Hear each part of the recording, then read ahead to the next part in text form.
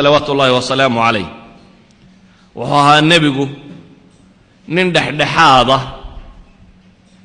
وأن ديرين قابنين لبضرنا هديتي حق درك حقه لكن أنا قابنا هاي شو جيسة مرك الله تلمامه وها النبي صلوات الله وسلامه عليه حق هيلبك قف دحاضة وأن قف دوبنا عاطانا هاي قف بورنا هاي وها تلمامتي سكالي النبي صلوات الله وسلامه عليه لابته nin laabta u weyn buu ahaa oo laab ballaaran leh tima yar oo halkan ilaa xudunta liid yar oo tima ku leh ilaa xudunta ay xidhiidhiso waxaa nabigu salawaatu ullaahi wasalaamu calayhi ma uu mataana weynaa gacmihiisa iyo addimadiisuba waa weynaayeen oo gacmo nineedoo raga ayuu lahaa wuxuu nabigu lahaa gacan kala baxsan oo aan gacan yaro kooban ahayn oo haddana jilicsan yacni aad buu